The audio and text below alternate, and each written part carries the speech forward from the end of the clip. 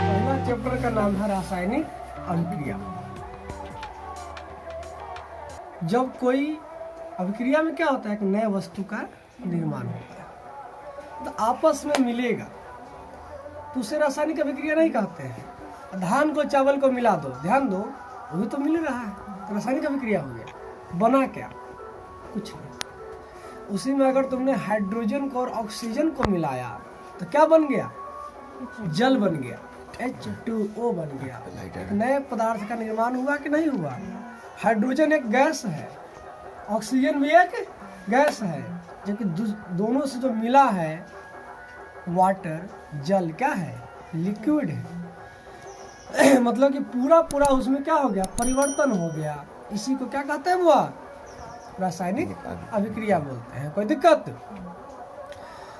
आगे ध्यान दो, रासायनिक अभिक्रिया में होता क्या क्या है। तो रासायनिक अभिक्रिया में निम्नलिखित बातें होती है।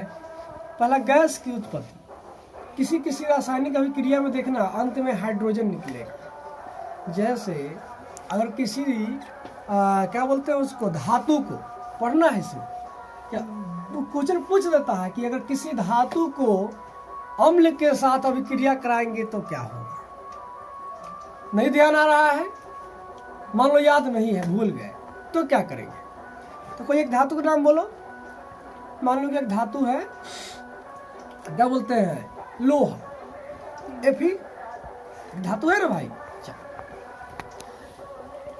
एक अम्ल लो, HCl, बहुत बढ़िया, मतलब कि बहुत नामी अम्ल है, फेमस है। तो Fe ले लिए धातु में और अम्ल में क्या ले लिए? HCl। तो मिला Fe प्लस HCl। लोहा का क्या होता है? Fe26। Fe और HCl को मिलाओगे, सब अभी पढ़े हो, क्या हो जाएगा? Cl को क्या कर लेगा? चूंकि H से अधिक मजबूत होता है कौन?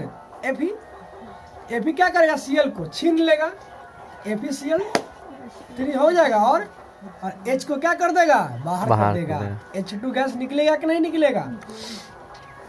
बोलो। तो क्या होता है, कभी कभी क्या होता है, किसी रासायनिक अभिक्रिया में गैस की उत्पत्ति होती है।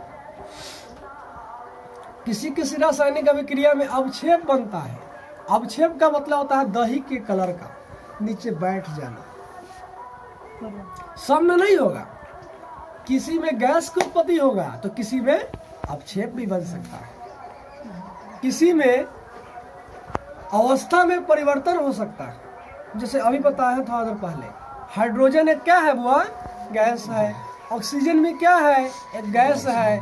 और जो इस दोनों से जो मिल के बना है H2O, वो क्या है? एक लिक्विड है, एक द्रव है।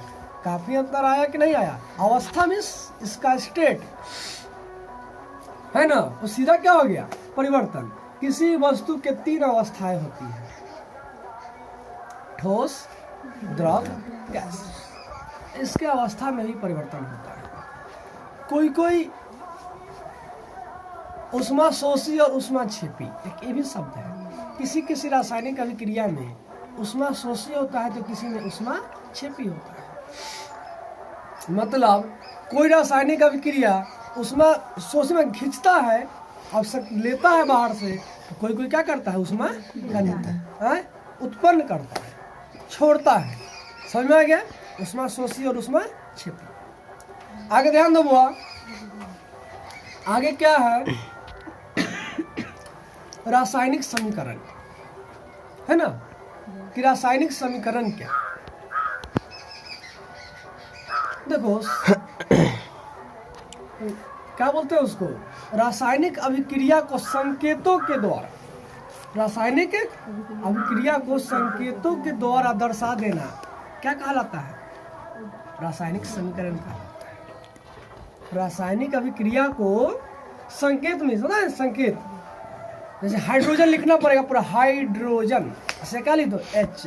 समझ में आ जाता है कि हाइड्रोजन है, तो पूरा लिखना पड़ेगा। फेरस या लोहा, इसे क्या लिख दो? Fe। समझ में आ रहा है? इसी को बोलते हैं संकेत। Hydrogen H1, helium H2, lithium Li3, ऐसे करते करते Zn है ना, 30 जिंक का होता है, उसी को हिंदी में जस्ता बोलते हैं, है ना। तो कहने का मतलब ये है, समझ में आ गया। तो रासायनिक समीकरण से कुछ लाभ भी होता होगा। तो क्यों हम रासायनिक हम सीधा भी लिख सकते थे। हमको पता है कि हाइड्रोजन को और ऑक्सीजन को अभिक्रिया करा है, क्या बना है, हुआ जल बना है। हम सीधे क्यों ना लिखे, रासायनिक समीकरण में क्यों लिखते हैं? इसका कुछ वजह है। रासायनिक समीकरण से कुछ फायदा होता है हमको। रासायनिक समीकरण से फायदा यही होता है कि जो बड़े से बड़े समीकरण को, बड़े से बड़े बात को, रासायनिक अभिक्रिया को, बड़े से बड़े रासायनिक अभिक्रिया को हम एक छोटे से लाइन में क्या कर देते हैं, दर्शा देते हैं। समझ में आ रहा है कि नहीं? फायदा हुआ कि नहीं हुआ? हमें कागज की बचत होती है, समय की बचत होती है। अब मान लो हम लिखेंगे, है ना, एक लंबा सा बहुत बड़ा क्या बोलते हैं, जो प्रकाश संश्लेषण होता है, उसमें बहुत लंबा जाता है। सूर्य का प्रकाश, है ना, जल, है ना, ऐसे करके। और क्या होता है, उसको अथी बनता है, ग्लूकोज बनता है, C6H12O6। पढ़ाए हुए ना जी, हाँ। CO2 का अवशोषण होता है, ऑक्सीजन का निर्वहन होता है, एक लंबा सा रिएक्शन जाता है। उसको लिखना पड़ेगा, पूरा 4 लाइन में आएगा, और उसका एक ही लाइन में क्या लिख देते हैं हम लोग, हैं? याद है ना भाई, प्रकाश संश्लेषण का C6H12O6 क्या है, किसका सूत्र है?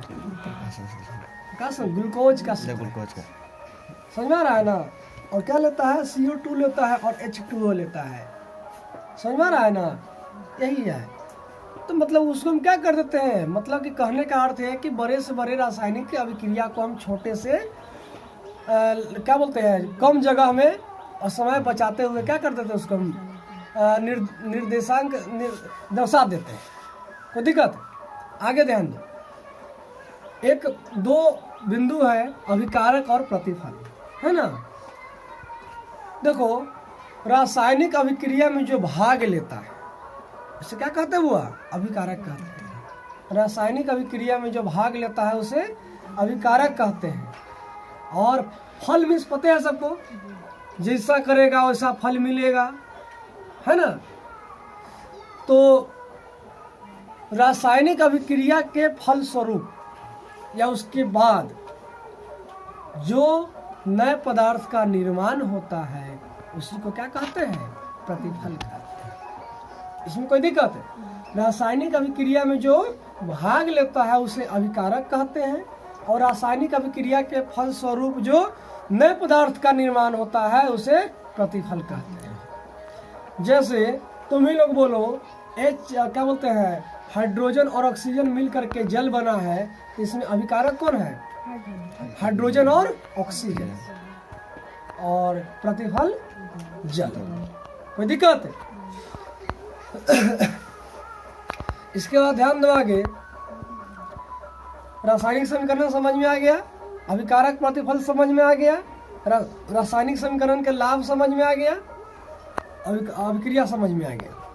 अब रासायनिक समीकरण लिखने के कुछ नियम होते हैं, है ना। रासायनिक समीकरण लिखने के कुछ नियम होते हैं, यार रटने की जरूरत नहीं है। हम एक लाइन लिख लेंगे या फिर उसी को क्या कर देंगे, बारी बारी से लिख देंगे 5 पॉइंट में। मान लो लिख दिए, इसी को लिख दिए, hydrogen plus oxygen H2O, C+O2 CO2 लिख देंगे। चलो, एक बात बताओ, अभिकारक कौन इसमें है, कार्बन और ऑक्सीजन, दोनों के बीच में क्या लिखते हो तुम, प्लस लिखते हो, नहीं लिखते हो? क्या लिखेंगे कि अभिकारक के बीच में हम प्लस को हिंदी में क्या बोलते हैं, धन, बगल में कोष्ठ में घिर के लिख देंगे प्लस। अभिकारक के बीच में धन या प्लस का चिन्ह देते। इसी प्रकार प्रतिफल के बीच में भी किसका चिन्ह, प्लस का चिन्ह देते हैं। हमें कोई दिक्कत? अभिकारक के बीच में धन का चिन्ह, प्रतिफल के बीच में धन का चिन्ह। 2 पॉइंट हो गया। तीसरा क्या देखते हो, अभिकारक और प्रतिफल के बीच में क्या रहता है, तीर का निशान। अभिकारक और प्रतिफल के बीच में किसका निशान, तीर का। अभिकारक के बीच में प्लस, प्रतिफल के बीच में प्लस, और अभिकारक और प्रतिफल के बीच में एरो, तीर का निशान देते हैं। उसके बाद एक बात याद करो, 3 पॉइंट हो गया। उसके बाद लिखेंगे कि अभिकारक को हमेशा तीर के बाईं ओर लिखा जाता है। अभिकारक को हमेशा तीर के बाईं ओर लिखा जाता है और प्रतिफल को हमेशा तीर के दाईं ओर लिखा जाता है। अभी कोई दिक्कत है? इतना समझ में आ गया लिखने के नियम। और रासायनिक समीकरण का फायदा हम ये पॉइंट बताते हैं। और फायदा बढ़ जाएगा, क्या फायदा बढ़ जाएगा? रासायनिक समीकरण के एक फायदा बताए थे, उससे समय की बचत होती है। हम बड़े से बड़े अभिक्रिया को क्या करते हैं, छोटे से वाक्य में क्या कर देते हैं, दर्शा देते हैं। दूसरा, मान लो कि कोई समीकरण लिखा हुआ है और वो बाईं तरफ जो लिखा है हम समझ जाएंगे क्या है, अभिकारक है। समझ रहे हो ना? कहीं का समीकरण तुमको नहीं पता है, हमको भी नहीं पता है, कहीं से समीकरण को उठा के ले आया, कहीं से भी ये रख दिया यहाँ पे। इतना तो जरूर कुछ पता चले ना चले, ये तो जरूर हम बता सकते हैं कि उसमें अभिकारक कौन है, प्रतिफल कौन। समझ में आ गया? कहीं से कितना बड़ा समीकरण उठा के ले आएगा, बनेगा चाहे नहीं बनेगा, कितना बड़ा लाइन में, इतना जरूर बता देंगे क्या कि जो बाईं तरफ लिखा हुआ क्या होगा, वो अभिकारक, और जो दाईं तरफ लिखा हुआ क्या होगा, प्रतिफल। तो यही सब होगा रासायनिक समीकरण के फायदे। इसके बाद है रासायनिक अभिक्रिया के प्रकार, है ना। बहुत प्रकार से रासायनिक अभिक्रियाएं होती हैं। उसमें पहला प्रकार है संयोजन अभिक्रिया, है ना जी। संयोजन नाम से ही पता चल रहा है जुटना, योग, है ना। योग मीन्स जुटना, नाम से ही मालूम चल रहा है कि योग। तो क्या लिखेंगे, योग क्या में होगा, योग में कि एक से अधिक में जुटेगा। कब? जब एक से अधिक होगा तब ना जुटेगा भाई। तो लिखेंगे 2 या 2 से अधिक, 2 या 2 से अधिक क्या बोलते हैं उसको, पदार्थ आपस में अभिक्रिया करके एक नए पदार्थ का निर्माण करती है, उससे संयोजन अभिक्रिया कहते हैं।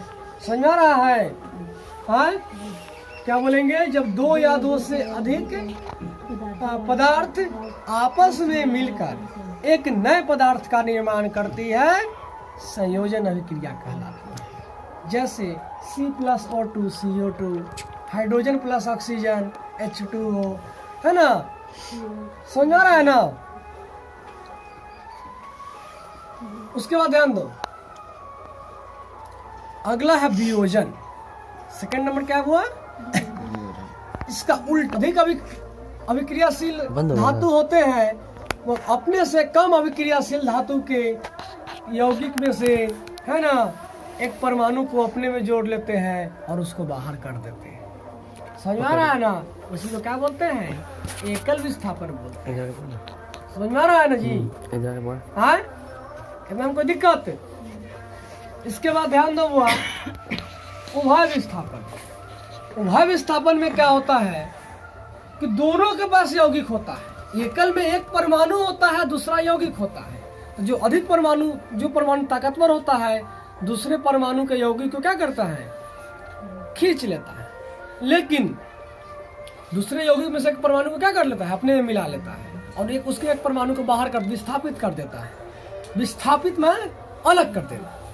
विस्थापन का मतलब ही क्या होता है, अलग कर देना, इसीलिए उसका नाम पड़ गया एकल विस्थापन। दूसरा है उभय विस्थापन, इसमें विस्थापन ही होगा।